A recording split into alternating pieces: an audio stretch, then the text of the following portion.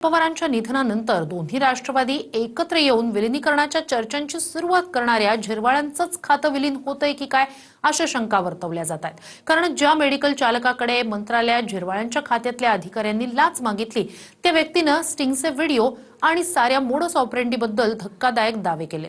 पाहूया। खुद्द मंत्रालयातच कसा लाचखोरीचा अड्डा रंगला होता याचे धक्कादायक व्हिडिओ अन्न आणि औषध प्रशासन मंत्री नरहरी झिरवाळांच्या खात्यातून समोर आले।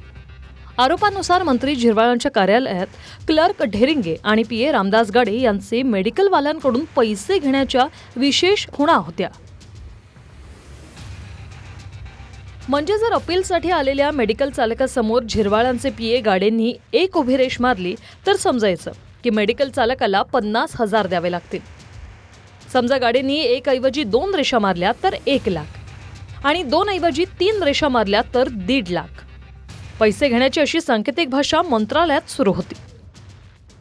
त्यानंतर ते त्यांचा एक सिक्रेट कोड असतो की 1 लाईन म्हणजे 50,000, 2 लाईन म्हणजे 1 लाख, 3 लाईन म्हणजे 1.5 लाख। हे एक लाईनचा त्यांचा फरक आहे। 1 लाईन म्हणजे 50,000। या लाईन कशा आखल्या जातात? एक सरळ पेन घेणार, फक्त एक एवढीशी एक लाईन छोटीशी, बस हे एक लाईन।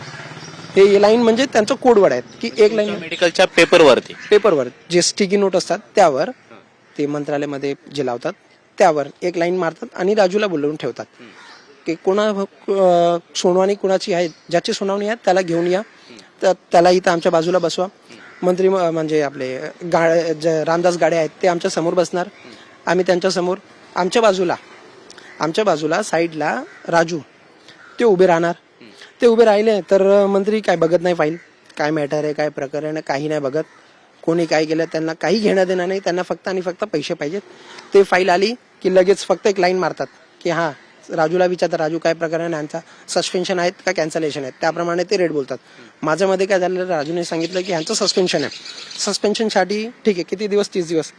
2 लाईन मारल्या, छोटेशा लाईन म्हणजे लाईन मारले, 1 लाईन आणि 2 लाईन म्हणजे 1 लाख। राजूने काय सांगितलं की ठीक आहे हे ह्यांना घेऊन जावा आणि जे काही पण आहे त्यांचं बघून घे। मंत्री झिरवाळांकडे अत्यंत महत्त्वाचं असं अन्न आणि औषध प्रशासन खातं आहे। त्या खात्यात काही ड्रग्ज इन्स्पेक्टर शहरातल्या मेडिकल दुकानांची पाहणी करतात। जर दुकानात डिग्री घेतलेल्या फार्मासिस्ट नसतील, अस्वच्छता असेल, फ्रीजमध्ये कोल्ड्रिंक सोबत औषधं ठेवली असतील तर अशा मेडिकल दुकानांचा परवाना 5 ते 1 महिनाभरापर्यंत निलंबित केला जातो। त्याविरोधात मेडिकल दुकानदारांना मंत्र्यांकडे अपीलचा अधिकार असतो।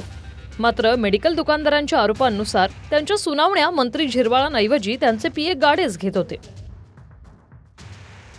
आणि त्या सुनावण्यांमध्येही अशा प्रकारे एकच रेषेचे 50,000 रुपये मागितले जायचे।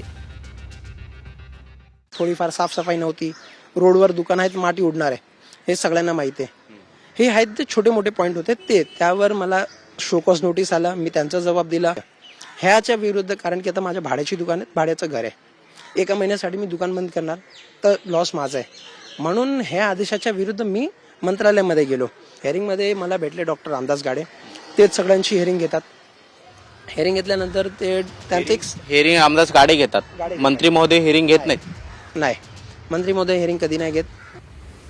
अन्न आणि औषध प्रशासन थेट तुमच्या आमच्या आरोग्याशी निगडीत प्रश्न आहे। मुंबईत भाज्या गटारीत ठेवल्या जातात, फळांवर दूषित पाणी फिरवलं जातं, मात्र तिकडे कधी अन्न औषध खात्याचे अधिकारी फिरकताना दिसत नाही। मंत्र्यात जो पकडला तो चोर, बाकीचे 6 आहेत काय? 6व्या मजल्यावर मुख्यमंत्री बनतात, ते गृहमंत्री पण आहेत। त्यांच्या अनुमतीशिवाय अँटी करप्शन ब्युरो झिरवाळाकडे घुसतं का? एवढाच विचार करा, म्हणजे समजून जाईल महाराष्ट्र कसा पोखरला जातोय। ही गंभीर दखल माननीय मुख्यमंत्री महोदय घेतात, कारण माननीय मुख्यमंत्र्यांचा संदेशच आहे हम जनता की जनतेची सेवा करायची आहे। याच्यामध्ये अशा पद्धतीची कृती कोणाला करता येणार नाही। माननीय मुख्यमंत्री महोदय या दृष्टीने योग्य ती चौकशी करून त्याच्यातलं सत्य बाहेर काढतील। दरम्यान कोणत्या ना कोणत्या गोष्टीनं चर्चेत राहणारे मंत्री नरहरी झिरवाळ पीएच्या लाचखोरीच्या आरोपांनीही चर्चेत आहेत। अजित पवारांच्या निधनानंतर पहिल्यांदा दोन्ही राष्ट्रवादी एकत्र याव्यात ही मागणी करून ते चर्चेत आले होते।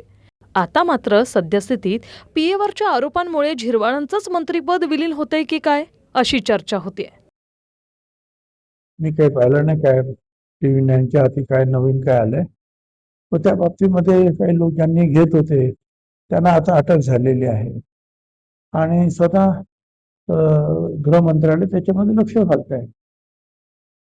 तर त्याच्यामध्ये कोण कोण आहेत ते पाहिलं जाईल.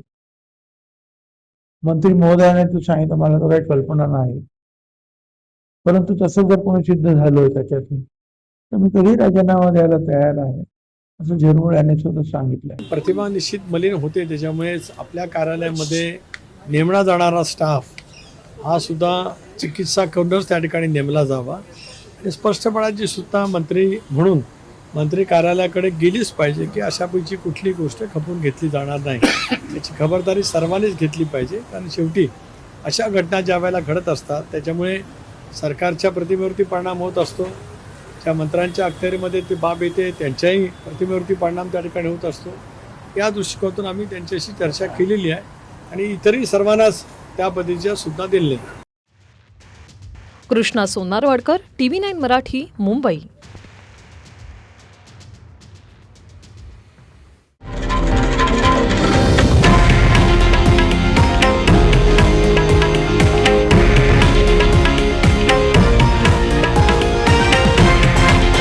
हे आहे देशातील नंबर 1 न्यूज नेटवर्क आणि आपण पाहत आहात TV9 मराठी, एकमेव.